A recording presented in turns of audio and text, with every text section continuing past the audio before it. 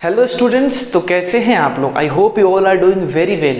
तो आज हमारा जो लेक्चर होने वाला है आज का, ये काफ़ी इंपॉर्टेंट है। किन लोगों के लिए? एक्चुअली ये लेक्चर जेईई मेंस और नीट के स्टूडेंट्स के लिए काफ़ी ज़्यादा हेल्पफुल होने वाला है।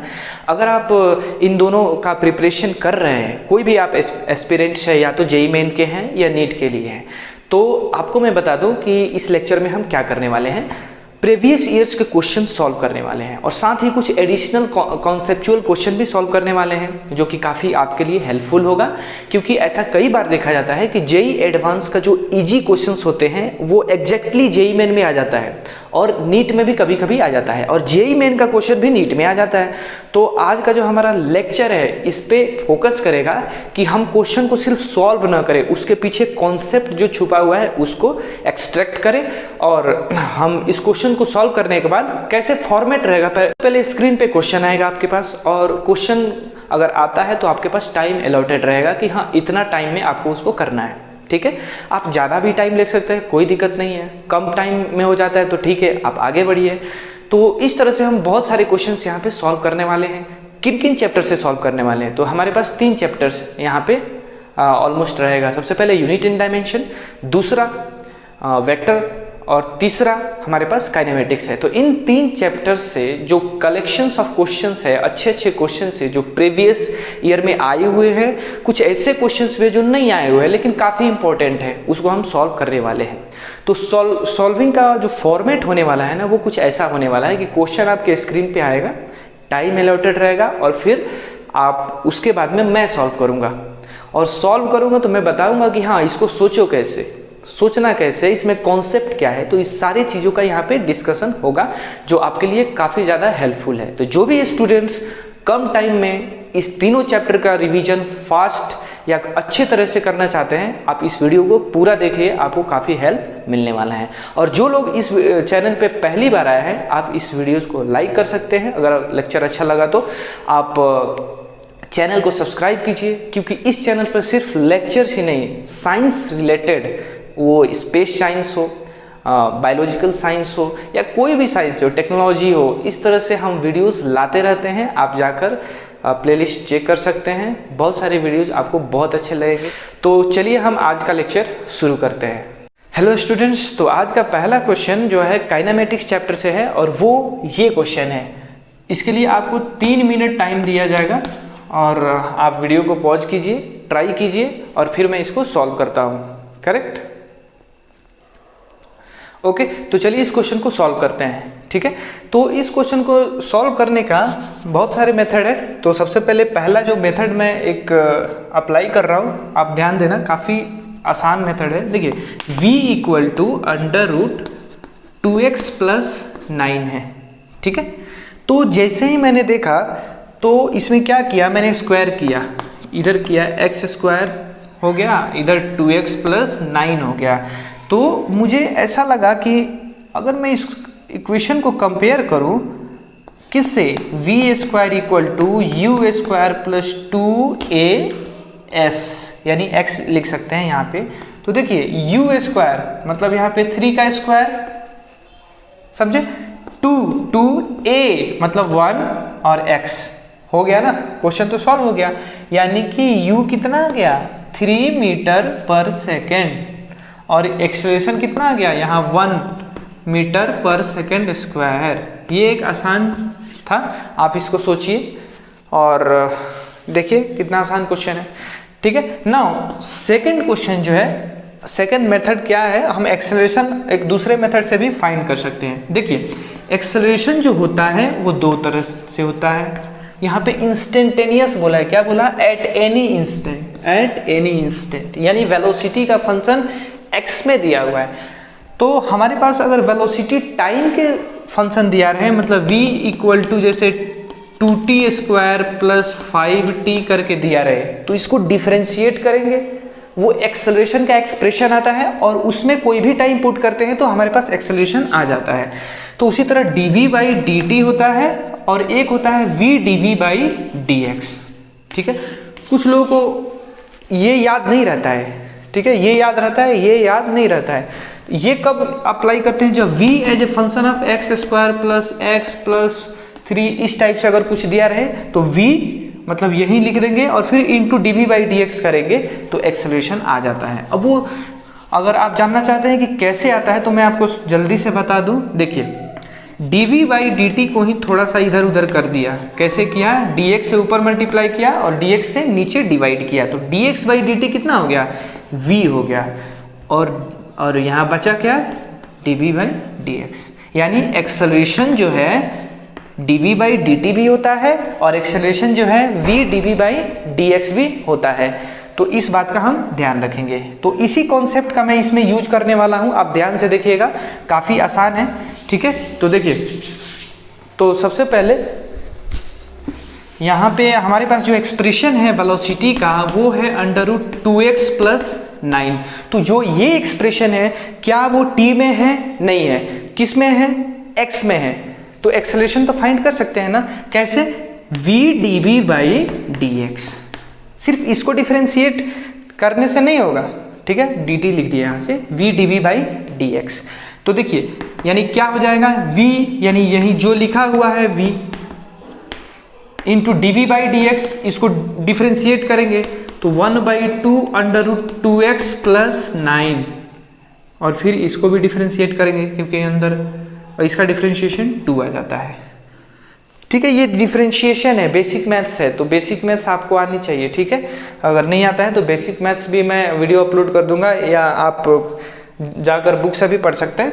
तो ये और ये चला गया, 2 से 2 चला गया, कितना आया? 1 आया। मतलब हमारे पास एक्सेलरेशन आया 1 मीटर/सेकंड² और वो कांस्टेंट है। देख रहे हो ना, कांस्टेंट है।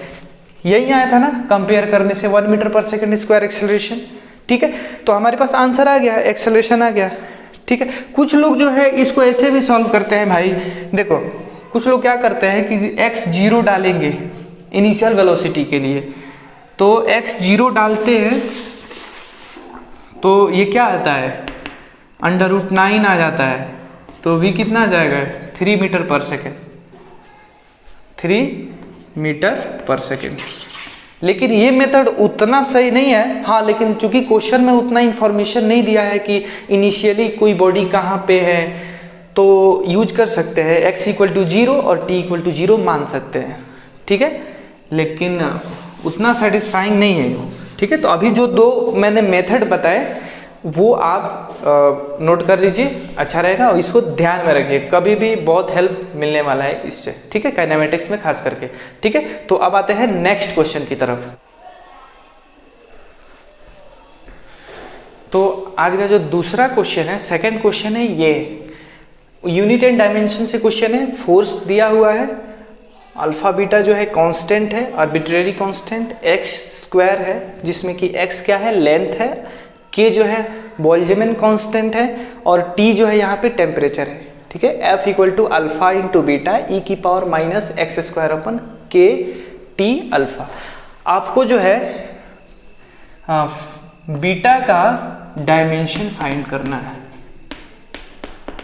बीटा का डायमेंशन फाइंड करना है। ठीक है, इस क्वेश्चन को सॉल्व करने के लिए आपके पास टाइम जो है वो 2 मिनट। ठीक है, टाइम कितना है? 2 मिनट। तो आप इसे ट्राई कीजिए, फिर मैं इसको सॉल्व करता हूँ। ठीक है, वीडियो को पॉज कीजिए। ओके, तो हम इसको सॉल्व करते हैं। तो इस क्वेश्चन को सॉल्व करते हैं। देखो पूछा क्या है, बीटा का डायमेंशन पूछा है। तो बीटा का जो डायमेंशन होगा, देखिए इसका जो डायमेंशन होगा वही इसका डायमेंशन होगा। क्यों? क्योंकि ये डायमेंशनलेस क्वांटिटी है। इसके अंदर ये क्या होगा? डायमेंशनलेस क्वांटिटी है, उसके अंदर जो भी है डायमेंशन 0 होता है। तो उसी के हेल्प से हम निकालेंगे। तो अगर मैं बोलूं कि बीटा का डायमेंशन चाहिए तो फोर्स का डायमेंशन अपॉन अल्फा का डायमेंशन, है ना। तो फोर्स का जो डायमेंशन होता है वो होता है ml t−2। मैं इसको t−2 बोलता हूँ, की पावर बार बार नहीं बोलता हूँ, या t⁻−2 बार बार ऐसे नहीं बोलता हूँ। ठीक है, ml t−2। समझ में आया ना? हाँ, बस अल्फा पता चल जाए हो जाएगा। मैं एक ट्रिक बता देता हूँ, मतलब बहुत हेल्पफुल होता है। आप हमेशा वेलोसिटी का जो कि LT-1 होता है, एक्सेलरेशन का LT-2 होता है और फोर्स का mLT-2 एकदम यहाँ पे होना चाहिए। जैसे कोई पूछे खट से बता दे। ये अगर आपको पता है तो बहुत जल्दी काम बन जाता है मैक्सिमम जगह। समझ में आया ना? तो इसको सॉल्व करते हैं। हम क्या करते हैं, अल्फा फाइंड करते हैं, क्योंकि बीटा का डायमेंशन फोर्स का डायमेंशन अपन अल्फा का डायमेंशन। देखिए इसके हेल्प से लेंगे। ये डायमेंशनलेस कब होगा, इसका जो डायमेंशन होगा वही ऊपर का डायमेंशन होगा, है ना। तो ऊपर का डायमेंशन L की पावर 2 हो जाएगा, है ना। नीचे जो है वो डायमेंशन टेम्परेचर यानी केल्विन इंटू बोल्ट्जमैन कांस्टेंट।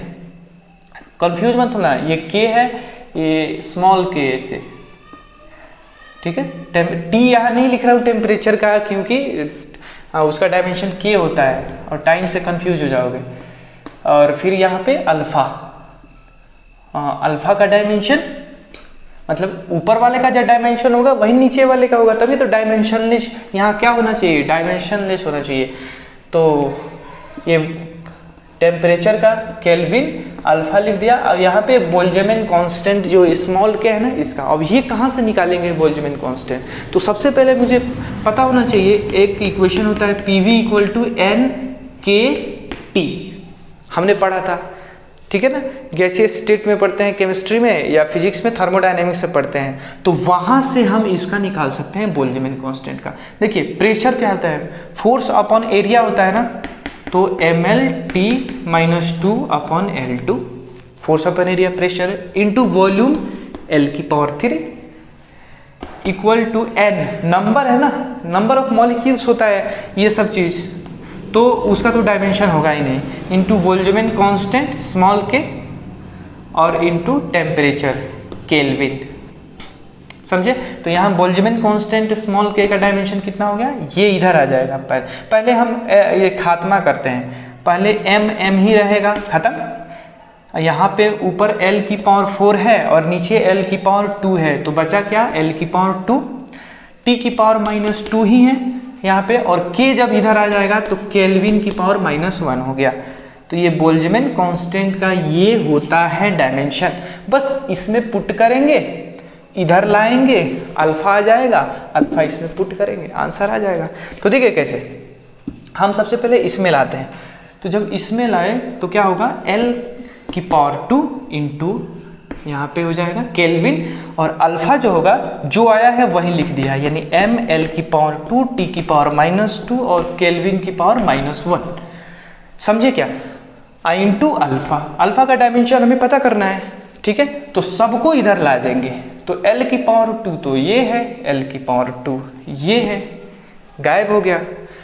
बचा क्या, यहाँ पे M, जब M आएगा तो इधर हो जाएगा -1। देखिए केल्विन इधर ही चला गया, केल्विन आया ही नहीं इंटरेस्टिंगली, ठीक है। और ये क्या है, T-2, ये हम और ये किसका आ गया डायमेंशन, अल्फा का आ गया। समझे, अल्फा का डायमेंशन आ गया, इसमें पुट कीजिए, तो ऊपर जो है mLT की पावर -2 अपन नीचे m की पावर -1 T की पावर -2, तो आंसर कितना आ जाएगा, m की पावर 2 हो गया, ये दोनों मिलकर L वैसे ही रहा, और यहाँ पे T गायब हो गया, T क्या हो जाएगा, गायब हो गया, T की पावर 0 लिख सकते हो। तो ये आपके पास आंसर आ गया। हो सकता है कोई कैलकुलेशन मिस्टेक को देख लेना, मतलब ये मेथड है करने का, समझे ना। कैलकुलेशन मिस्टेक होना तो नहीं चाहिए, आई होप, ठीक है। तो ये मेथड है इस क्वेश्चन को करने का, ठीक है। आगे बढ़ते हैं हम। हाँ, तो तीसरा जो क्वेश्चन है वो ये है, ये वेक्टर से क्वेश्चन है। क्वेश्चन में क्या बोल रहा है, क्वेश्चन नंबर 3 में the projection of vector R, vector जो है 3i cap plus j cap plus 2k cap on xy plane has magnitude. इस वेक्टर का xy प्लेन में क्या मैग्नीट्यूड होगा, इसका, इस वेक्टर का नहीं, इस वेक्टर के प्रोजेक्शन का, ठीक है। तो आपके पास टाइम है मात्र 30 सेकेंड इसके लिए, ठीक है, सोचने के लिए है, बहुत आसान, बस आप इसको ट्राई कीजिए, ठीक है। तो अब हम इसके आंसर पे आते हैं। देखिए किसी भी वेक्टर का जो जैसे है ना, ये x एक्सिस है, y एक्सिस है, z एक्सिस है, ठीक है। तो ये 3i कैप मतलब x एक्सिस में 3 यूनिट होगा, j कैप मतलब y एक्सिस में 1 यूनिट होगा, और 2k कैप मतलब z एक्सिस में 2 यूनिट होगा। तो इसका जैसे x projection X Y plane, मतलब एक्स वाई ये प्लेन में हो रहा है, इस प्लेन में हो रहा है। तो इस प्लेन में किसी एक वेक्टर का प्रोजेक्शन क्या हो जाएगा, इसका और ये वाला दोनों का मैग्नीट्यूड सिर्फ इसी का लेंगे, ठीक है। इन दोनों से बना हुआ जो लेंथ है ना, तो क्या आ जाएगा 3 का स्क्वायर प्लस 1 का स्क्वायर अंडर रूट 3 इधर जाएगा एक्स एक्सिस में और वाई में कितना जाएगा 1 यूनिट जाएगा, तो ये कितना जाएगा under root 10 unit answer. Correct. I hope बहुत लोगों का इसमें सही भी होगा। तो इसका एग्जैक्ट जो एक्सप्लेनेशन कुछ ऐसा है, ठीक है। अब अगले क्वेश्चन पे आते हैं। तो जो क्वेश्चन नंबर 4 है ये वेक्टर से है। आप इसे ट्राई कीजिए, वीडियो को पॉज करें, आप इसको कोशिश करें। आपके पास 2 मिनट टाइम है सॉल्व करने के लिए, आसानी से, आराम से, कोई दिक्कत नहीं है। चलिए इसको सॉल्व करते हैं। देखिए क्वेश्चन में दिया हुआ है the resultant of 2 vectors A and B is perpendicular to A vector, मतलब ए वेक्टर के रिजल्टेंट परपेंडिकुलर है। ऐसा कोई रिजल्टेंट है वो ए वेक्टर के परपेंडिकुलर है, यानी कि बी वेक्टर इधर थोड़े ना हो सकता है, इधर बी वेक्टर दे दो, ए वेक्टर और बी वेक्टर का रिजल्टेंट दोनों से बाहर थोड़े ना आता है ना, ऐसा नहीं हो सकता। तो जरूर बी वेक्टर कहीं इधर आया होगा, है ना, ऐसा हम रिप्रेजेंट कर सकते हैं। नाउ उसके बाद में क्या दिया है, एंड इट्स मैग्नीट्यूड, मतलब रिजल्टेंट का मैग्नीट्यूड ये is equal to the half of the magnitude of B. तो इसका अगर बी का मैग्नीट्यूड x माने तो इसका कितना हो जाएगा मैग्नीट्यूड x/2। लिखने में क्या जाता है कि नहीं, half of the magnitude of B. The angle between a and b, मतलब कि ये टोटल एंगल फाइंड करना है। तो देखिए भैया ये तो 90 डिग्री है मुझे पता है, ये अगर मैं निकाल लूँ तो काम बन गया, इसको थीटा मान लिया, ठीक है। अब देखिए वेक्टर बी का 2 कंपोनेंट आएगा, एक तो इधर आएगा, ये बी वेक्टर है तो इधर आ जाता है बी साइन थीटा, और ऊपर क्या जाएगा बी कॉस थीटा, समझे। तो B cos theta resultant R के बराबर होगा, ठीक है, बी साइन थीटा ए के बराबर होगा, समझ रहे हैं ना।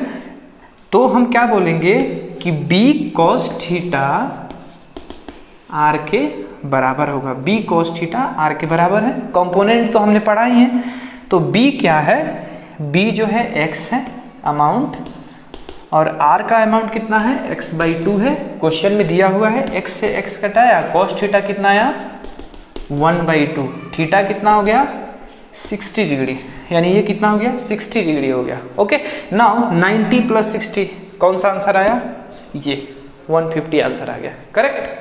तो चलते हैं नेक्स्ट क्वेश्चन पे। तो हमारे पास अगला क्वेश्चन जो क्वेश्चन नंबर 5 है वो दिया हुआ है t = α(x², βx। t time है, x जो है डिस्टेंस है, डिस्प्लेसमेंट है, जो मानना है मानिए, alpha beta are constant, then retardation ही। इस क्वेश्चन में हमें रिटार्डेशन फाइंड करना है, यानी डिसेलरेशन फाइंड करना है। तो आप इसमें कितना टाइम ले सकते हैं, 3 मिनट टाइम ले सकते हैं, 3 मिनट से ज़्यादा नहीं, ठीक है। आप वीडियो को पॉज कीजिए, फिर मैं सॉल्व करता हूँ। ओके, चलिए अब इस क्वेश्चन को सॉल्व करते हैं। तो देखिए क्वेश्चन जो है ये दिया हुआ है, अगर मेरे पास ऐसा रहता है x = t² + 3t, ऐसे रहता, तो हमें तो इसका वेलोसिटी निकाल देते हैं। कैसे, dx/dt डिफ्रेंशिएशन करते हैं तो वो वेलोसिटी आएगा, तो क्या हो जाएगा 2t + 3 आ जाएगा। फिर एक्सेलरेशन फाइंड करते हैं तो dv/dt, तो 2 आ जाएगा। ये तरीका हमें पता है, लेकिन यहाँ कुछ अजीब दिया है। क्या दिया है, x² दिया है, t अकेला है, वहाँ पे x अकेला था, t² है, समझे ना, दोनों उल्टा है। तो अब हम क्या चालाकी करेंगे कि हम क्वेश्चन को पहले लिख लेंगे, समझे। सबसे पहला चालाकी क्या है, क्वेश्चन लिखेंगे हम, तो α(x² + βx। तो अब जो है हम क्या करेंगे, dt/dx फाइंड करेंगे, dt/dx फाइंड करेंगे। देखो dx/dt वेलोसिटी होता है, तो dt/dx क्या हो जाएगा 1/वेलोसिटी 1/v, ठीक है, वो तो बाद की बात है। पहले इसको डिफरेंशिएशन करते हैं, तो 2x अल्फा है ना, इसका डिफरेंशिएशन, और प्लस बीटा, फिर इसको पलट कर लिख देंगे dx/dt, जो कि एक्चुअली में क्या है, v है, और वो किसके इक्वल है, 1/2x अल्फा प्लस बीटा। पलट कर लिख दिया ना, करेक्ट। अब जो है हम क्या करेंगे, अब यहाँ पे दो तरीका है एक्सेलरेशन निकालने का। दोनों साइड टाइम के रिस्पेक्ट में आप डिफ्रेंशिएट कीजिए, अगर आप जेई मेन या जेई एडवांस का प्रिपरेशन कर रहे हैं तो, ठीक है। अगर आप नीट के हैं तो आप v dv/dx कीजिए। हमने बताया था पहले ही कि एक्सेलरेशन क्या होता है, v dv/dx होता है। तो एक्सेलरेशन जो है v कैसा है, 1/2x alpha plus beta into dv/dx, मतलब इसका डिफ्रेंशिएशन। इसका डिफ्रेंशिएशन कैसे करेंगे, डिवीजन वाले फॉर्मूला से, u/v, मतलब नीचे का स्क्वायर करेंगे 2x अल्फा प्लस बीटा, नीचे का स्क्वायर, ऊपर का डिफ्रेंशिएशन इंटू नीचे वाला 0, क्योंकि 1 0 हो जाएगा, 0 इंटू ये 0, माइनस नीचे का डिफ्रेंशिएशन 2 अल्फा हो जाएगा, ये इसका 0, इंटू ऊपर वाला 1, है ना। तो हमारे पास जो एक्सेलरेशन का एक्सप्रेशन आया वो क्या आया, -2 alpha upon 2x alpha plus beta का होल क्यूब। अब ये ऑप्शन में तो दिख ही नहीं रहा, ये किधर है, तो ऑप्शन में एक्चुअली v के टर्म में दिया है, v के टर्म में दिया है। तो v क्या था हमारा, ये v 1/2x प्लस बीटा, तो एक्चुअली ये जो है ना v क्यूब लिखा हुआ है, तो क्या आ गया answer, -2 alpha v cube answer.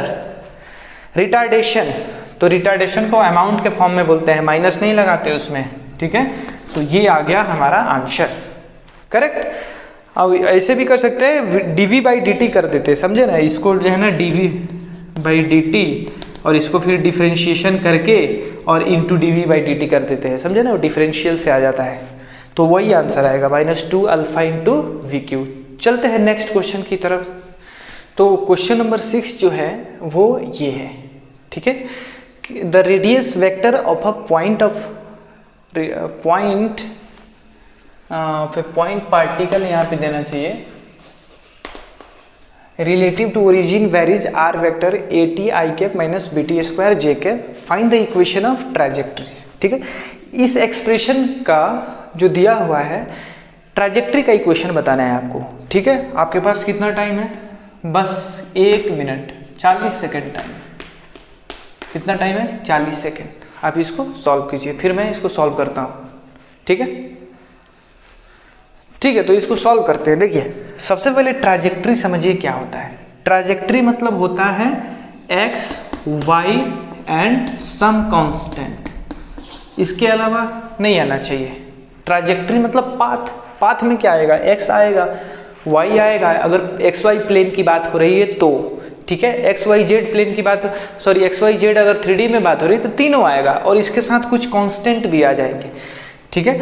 तो इक्वेशन ऑफ ट्रैजेक्टरी जैसे आपने पढ़ा होगा, प्रोजेक्टाइल मोशन का क्या होता है, y = x tan theta minus gx square upon 2u square cos square theta होता है ना। तो देखिए y है, x है ना, और cos थीटा u, ये सारे कांस्टेंट है। ये tan थीटा g 2u है ना, थीटा, क्योंकि एक एंगल दे देता है, u स्पीड दे देता है, तब पूछता है, ठीक है ना। तो u है, x है, और बाकी सारे क्या है, कांस्टेंट है। तो ऐसे ही रिलेशन फाइंड करना होता है। कुछ और मैं ट्रैजेक्टरी के बारे में बता दूं, अगर y = t दिया है और x = t⁻3/2 दिया है, ठीक है ना, तो इस एक्सप्रेशन का इक्वेशन ऑफ ट्रैजेक्टरी कैसे लिखेंगे, हमें t को एलिमिनेट करना है, t को हटा देना है। तो t के बदले क्या डाल देंगे, y डाल देंगे।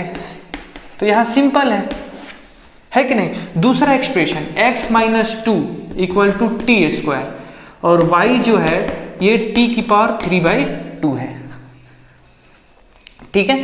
तो इसको कैसे करेंगे, t को हटाना है तो हटा सकते हैं, यहाँ से t लेंगे तो यहाँ से t हो जाएगा y⁻2/3, जब ये जाएगा इधर 2/3 हो जाएगा, और इसी t को यहाँ पे रख देंगे। तो x - 2 = y⁻2/3, अब फिर इंटू 2 है, यानी पावर 4/3 हो जाएगा। x - 2 × y⁻ 4/3।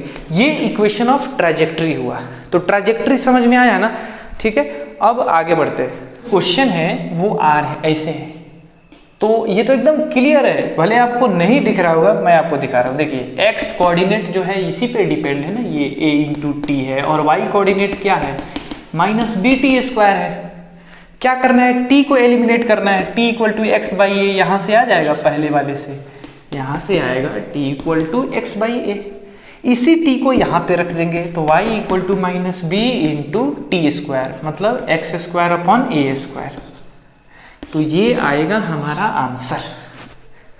समझ में आया ना, ठीक है। तो मैं इसमें कुछ एडिशनल बातें बता दूं, जैसे वहां पे होता था ना, y कोऑर्डिनेट क्या होता था, u sine theta minus half GT² projectile motion में, ठीक है। और x क्या होता था, u cos theta into T हो जाता था, मतलब x कोऑर्डिनेट ये होगा, y कोऑर्डिनेट होगा। यहाँ से t जो है x अपन u cos थीटा आ जाता है, और इसमें पुट करते हैं u sin theta t minus, तो वही एक्सप्रेशन आता है। जो इक्वेशन ऑफ ट्रैजेक्टरी होता है ना प्रोजेक्टाइल मोशन का, वो प्रोजेक्टाइल मोशन का है, ठीक है। हमें ऐसा नहीं कि वो इक्वेशन ऑफ ट्रैजेक्टरी है, वो एक खास जो हम प्रोजेक्टाइल मोशन पढ़ते हैं काइनेमेटिक्स में, उसका इक्वेशन ऑफ ट्रैजेक्टरी है, करेक्ट। चलो तो आगे हम बढ़ते हैं नेक्स्ट क्वेश्चन की तरफ। हाँ, अब एक क्वेश्चन आपको और इसमें देता हूँ, आप खुद से ट्राई कीजिए। ये एक क्वेश्चन है, ठीक है। v जो है दिया हुआ है 2t + 1 i cap plus 3 j cap, और जो t दिया हुआ है 1 सेकेंड, मतलब t इक्वल टू 1 सेकेंड पे जो r वेक्टर है वो 4i cap plus 3 j cap, ठीक है। तो v तो दिया हुआ है, ठीक है। हम क्या करेंगे, r निकालेंगे।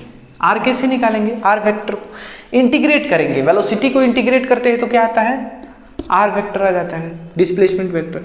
इसको इंटीग्रेट करेंगे, फिर इसको इंटीग्रेट करेंगे, तो इसको इंटीग्रेशन के x एक्सिस में आएगा, तो इसको इंटीग्रेट किया, क्या आया 2, तो 2 ही रहेगा, t का क्या आ जाएगा, t²/2 आ जाएगा, और प्लस 1, ये टोटल क्या हुआ i कैप, प्लस इसका इंटीग्रेशन 3 × t j कैप। यहाँ एक गड़बड़ी है, इंटीग्रेशन करते हैं तो हम कांस्टेंट लाते हैं, यहाँ कोई कांस्टेंट नहीं लाया है कि नहीं।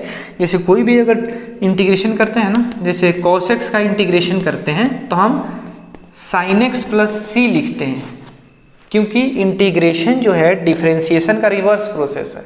तो जब डिफरेंशिएट किया इस चीज़ को, sin x का डिफरेंशिएशन भी cos x होगा, sin x + 4 का डिफरेंशिएशन भी cos x होगा, तो sin x - 2 का डिफरेंशिएशन भी cos x होगा। तो हमें पता नहीं है कि यहाँ क्या है, इसीलिए c इनिशियल कंडीशन से हम c को फाइंड करते हैं। जैसे यहाँ पे इनिशियल कंडीशन क्या दिया हुआ है, 4i cap plus 3j cap दिया हुआ है, करेक्ट। तो इस क्वेश्चन को हम सॉल्व करते हैं। तो 1 का जो इंटीग्रेशन है यहाँ पे t छूट गया था, समझे क्या। और तो t इक्वल टू 1 सेकेंड डाला तो 3i कैप आ गया, करेक्ट। यानी इसमें c डालने की कोई ज़रूरत नहीं है। यहाँ देखिए क्या हो रहा है, t इक्वल टू 1 सेकेंड डाला तो 1 + 1 2 आ रहा है, लेकिन क्या आना चाहिए, 4 आना चाहिए, क्योंकि 1 सेकेंड पे 4 पोजीशन पे x एक्सिस, इसीलिए ये जो एक्सप्रेशन आएगा ना t² + t प्लस क्या आ जाएगा, ये t² + t प्लस 2, क्योंकि 1 डाला तो 1 + 1 + 2 + 2 4 आ गया, ठीक है। तो ये हो गया हमारा x एक्सिस में, और y एक्सिस में 3t j कैप। हमारे पास तो यही तो चाहिए था ना, कि r वेक्टर का आ जाए, ये हो जाएगा x और ये हो जाएगा y, बस हो जाएगा। अब देखो इसको कैसे करेंगे, हमारे पास x कितना है, x जो है t² + t + 2, y जो है वो क्या है 3t है, तो t को एलिमिनेट कर देंगे, यहाँ से t कितना आ जाएगा, y/3 आ जाएगा, क्योंकि t को ही हटाना है ना। तो x इक्वल टू y/3 का होल स्क्वायर प्लस y/3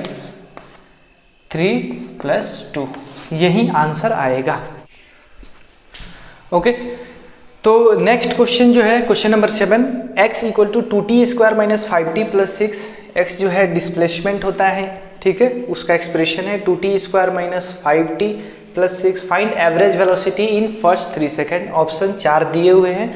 आप इस क्वेश्चन को ट्राई कीजिए, आपके पास मात्र 1 मिनट टाइम है क्वेश्चन बनाने के लिए। फिर मैं सॉल्व करता हूँ इसको, वीडियो को पॉज कर सकते हैं आप, ठीक है।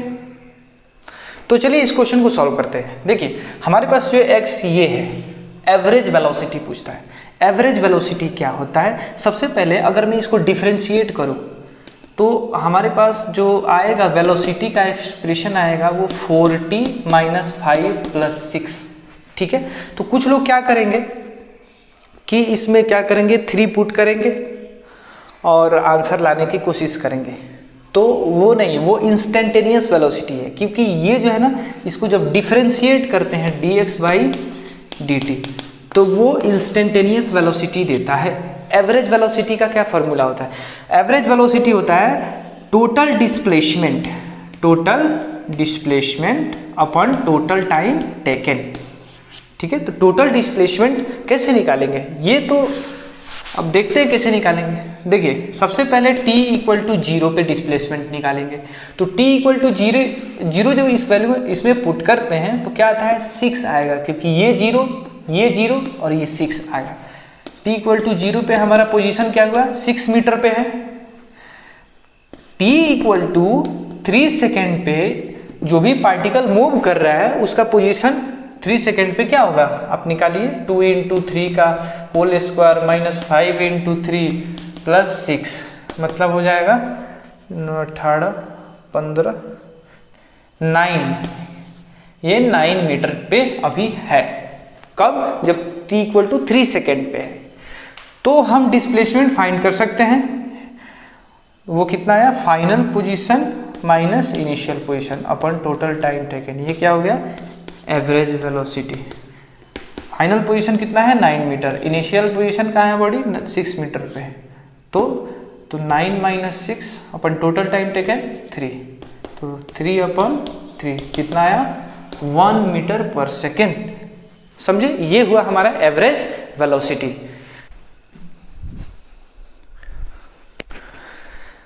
तो हमारे पास अभी जो है क्वेश्चन नंबर 8 है।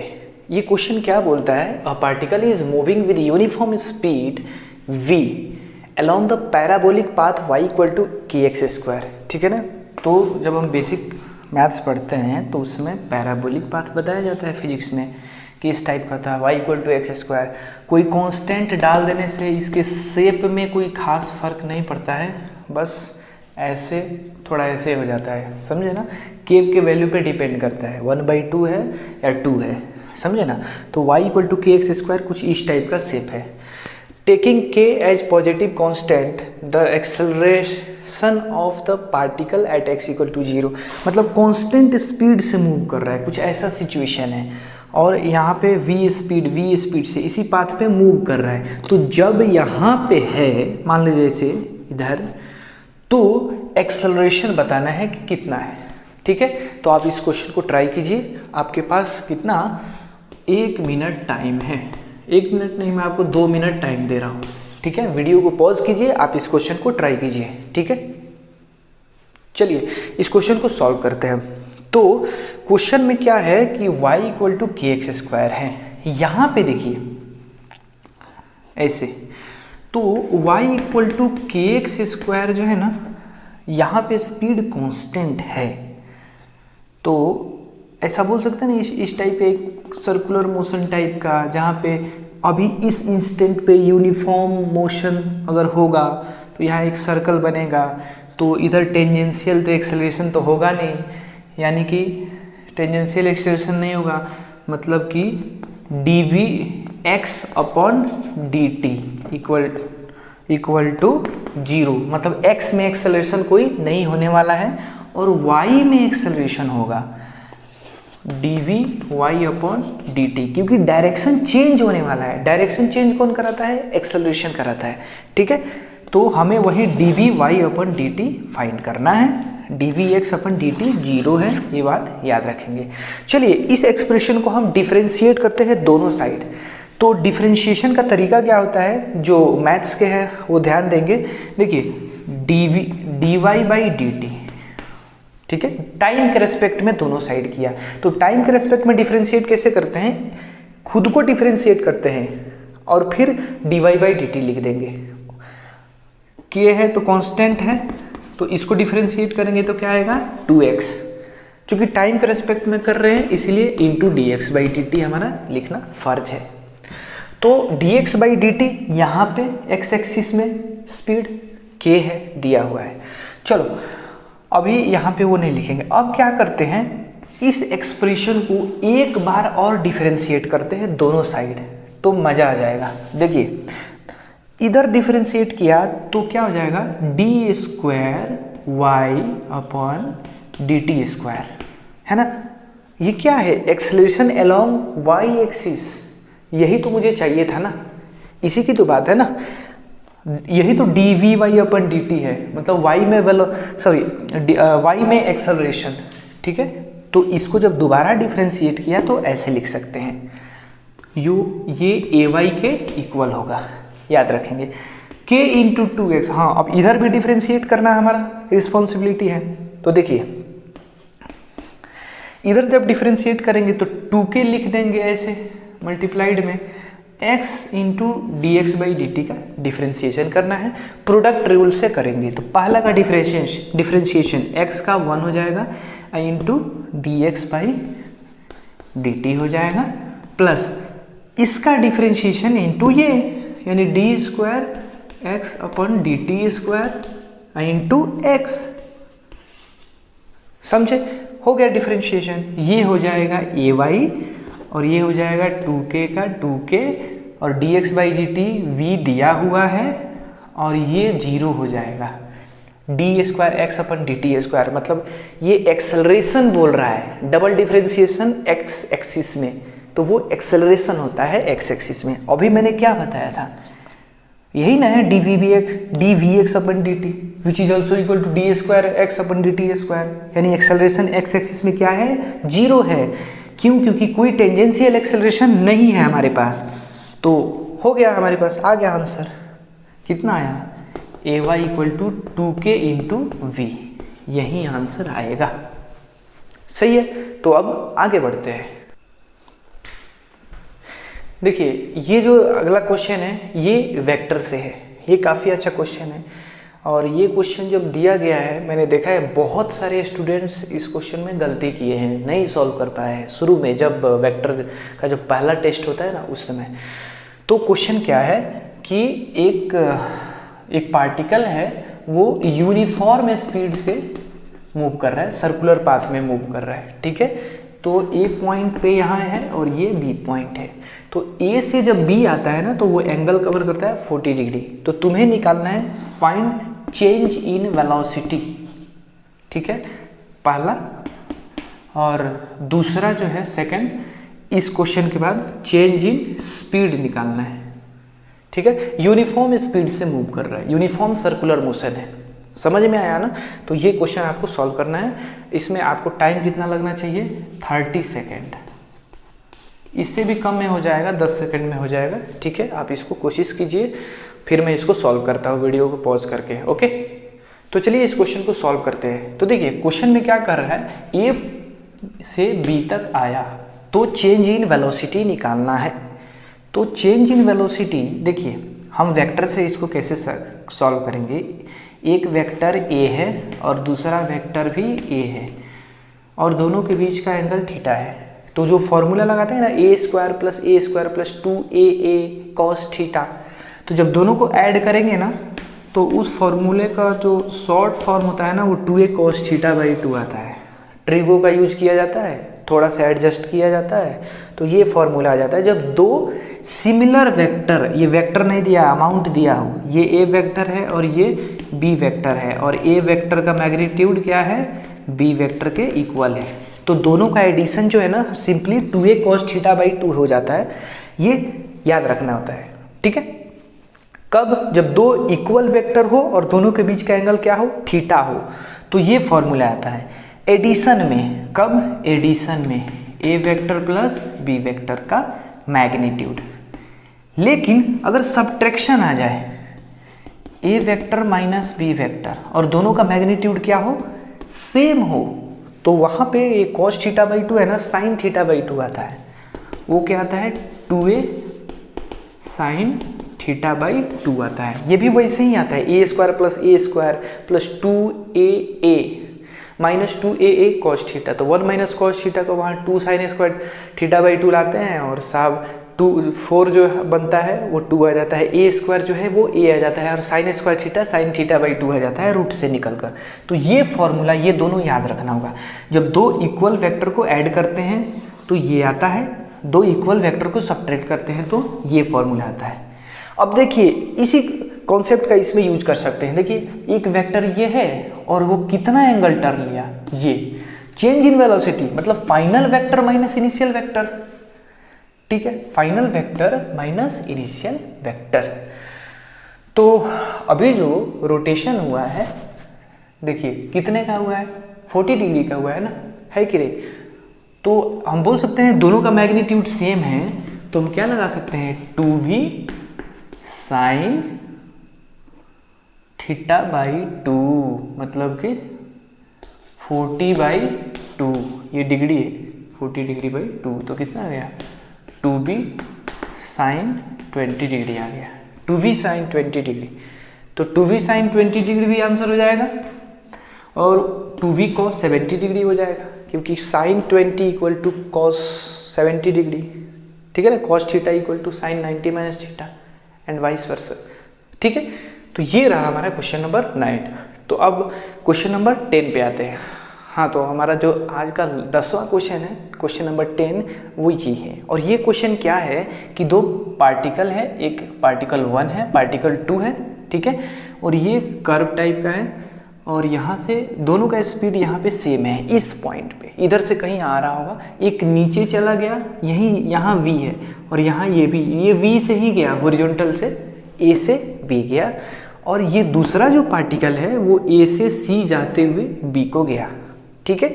तो t1 टाइम ये लिया, t2 टाइम ये लिया। आपको बताना है ये क्या t1 t2 के बराबर है या t1 ग्रेटर देन t2 है, कौन बड़ा है कौन छोटा है, ये ऑप्शन है आपके पास, ठीक है। आप वीडियो को पॉज कीजिए, सोचने के लिए आपके पास टाइम 5 मिनट है, क्योंकि ये क्वेश्चन बहुत इंटरेस्टिंग है, ये एग्जाम में आया हुआ है, ठीक है। जेई एडवांस 90s मतलब 1990-93 के समय ये आया हुआ है और ये जो क्वेश्चन है ट्रिकी क्वेश्चन है, थोड़ा सोचना है इस पर। तो आप इसको सोचिए, काफ़ी अच्छा लगेगा अगर आपको फिजिक्स में इंटरेस्ट है तो, ठीक है। फिर मैं आपको सॉल्व करके बताऊंगा ही, तो वीडियो को पॉज करके आप ट्राई कीजिए एक बार, ठीक है। तो मैं बता रहा था,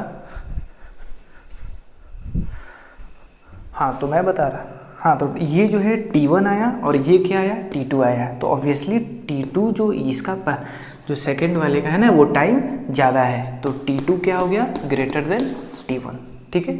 तो आज का यही सेशन एंड होता है। आपको अगर वीडियो अच्छा लगा तो आप इसको लाइक कर सकते हैं। अगर पहली बार आए हैं इस चैनल पे तो आप चैनल को सब्सक्राइब कीजिए।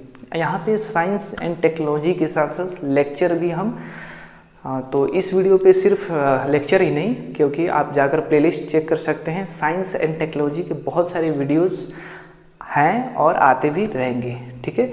आप इस वीडियो को दूर दूर तक पहुँचाएँ, इस चैनल को सब्सक्राइब करें, दूसरों को बोले सब्सक्राइब करने के लिए। तब तक के लिए धन्यवाद, गुड बाय। तो इस पे आते हैं कि इसको सॉल्व कैसे करेंगे। देखिए क्वेश्चन का जो सॉल्यूशन है बुक्स वगैरह में दिया है, ऐसा कुछ नहीं है, लेकिन आपको समझ में नहीं आएगा, पक्का है। कैसे आप देख लेंगे, और पहले मैं इसको सॉल्व करता हूँ। और ये एक यूनिक सॉल्यूशन है, घरेलू सॉल्यूशन है, मतलब होममेड है ये। अब मैंने इस पर काफ़ी सोचा कि कैसे इसको इजीली सिंप्लीफाइड किया जाए। तो देखिए सबसे पहले ये जो है कांस्टेंट स्पीड से गया ए से बी, ठीक है, टाइम कितना लिया t1। ये भी ए से बी ही गया, यानी इसका भी डिस्प्लेसमेंट क्या हुआ है, जितना इसका हुआ है, पहले वाले का जितना डिस्प्लेसमेंट हुआ है उतना ही दूसरे वाले का भी डिस्प्लेसमेंट हुआ है, करेक्ट। जिस स्पीड से ये इधर आया है इसके बराबर है ना, उसी स्पीड से इधर जाएगा। इसका लॉजिक कैसे है, देखिए ये स्पीड बढ़ेगा यहाँ से यहाँ तक और फिर कम होगा ग्रेविटी के इन्फ्लुएंस से, ठीक है। तो ग्रेविटी का वर्क क्या हुआ, इसी हाइट से आया था इसी हाइट पे गया, सिर्फ ग्रेविटी का वर्क ही है, क्योंकि नॉर्मल तो जीरो हो जाएगा ना। तो इस ग्रेविटी का जो वर्क है वो 0 है, तो कोई चेंज इन काइनेटिक एनर्जी नहीं आएगा। यानी जो काइनेटिक एनर्जी यहाँ था वही काइनेटिक एनर्जी यहाँ भी रहेगा। किसके लिए? पार्टिकल नंबर 2 के लिए। स्पीड चेंज नहीं हुआ। इसका मतलब ये हुआ कि कोई वर्क नहीं हुआ, स्पीड भी जो यहाँ था वहाँ था। तो फिर सोचने वाली बात है, टाइम किसका ज़्यादा लगेगा? किसको लगेगा कि भाई ये जल्दी से जाएगा और फिर ये ऐसे चला जाएगा, T2 ज़्यादा होना चाहिए। कोई सोचेगा कि नहीं T1 ज़्यादा होना चाहिए। एक्चुअली एग्जैक्ट हम लॉजिक नहीं लगा सकते, बस एक है ना गेस कर सकते हैं, परमुटेशन कम्बिनेशन कर सकते हैं। एक्चुअल आंसर क्या है इसका? T2 ग्रेटर देन T1, ये ज़्यादा टाइम लेगा। सोचिए, देखिए इसका सॉल्यूशन क्या है। ठीक, ये जो है सबसे पहले एक्सेलरेट किया है और फिर डिसेलरेट किया है, तो वेलोसिटी टाइम ग्राफ इसका बनाते हैं तो कुछ इस टाइप से आ जाएगा ऐसे। तो इसका देखिए वेलोसिटी बढ़ रहा है है ना, ऐसे बढ़ रहा है। ये जो है ना वेलोसिटी टाइम ग्राफ का वेलोसिटी ऐसे बढ़ रहा है, फिर जाकर यहाँ पे हाईएस्ट हो गया, फिर कम होगा और तो कम कैसे? ऐसे आएगा और फिर वहाँ पे वही हो जाएगा। एक्चुअली मुझे यहाँ पे 0 लिया हूँ, लेकिन 0 नहीं होगा, थोड़ा सा ऊपर से है यहाँ पे, समझ में आया ना? और फिर ये ऊपर को ही जाएगा, क्योंकि यहाँ पे कुछ तो है ना वेलोसिटी, है ना? कुछ इस टाइप का रफली ग्राफ हम ड्रॉ कर सकते हैं। तो इस वेलोसिटी टाइम ग्राफ का जो एरिया आएगा वही डिस्प्लेसमेंट होगा, समझे क्या? तो ये कुछ आएगा डिस्प्लेसमेंट, ठीक है। अब उसका भी डिस्प्लेसमेंट उतना ही है, लेकिन उसका कांस्टेंट है। तो यहाँ से ये पार्टिकल नंबर 2 का है, कांस्टेंट रखेंगे ऐसे तो कहीं यहाँ तक आएगा ना, पार्टिकल नंबर 2 का कहीं यहाँ तक आएगा ना, तो ये वाला एरिया टोटल पहले वाले एरिया के बराबर हो जाएगा। यहाँ तक आया मतलब ये T1 और ये क्या था? T2 था। तो T1 को यहीं तक आना है, मतलब T1 जो है काफ़ी कम टाइम लिया, काफ़ी नहीं मतलब ये जो है T1 आया और ये क्या आया? T2 आया। तो ऑब्वियसली T2 जो इसका जो सेकंड वाले का है ना वो टाइम ज़्यादा है, तो T2 क्या हो गया? ग्रेटर देन T1, ठीक है। तो आज का यही सेशन एंड होता है। आपको अगर वीडियो अच्छा लगा तो आप इसको लाइक कर सकते हैं। अगर पहली बार आए हैं इस चैनल पे तो आप चैनल को सब्सक्राइब कीजिए।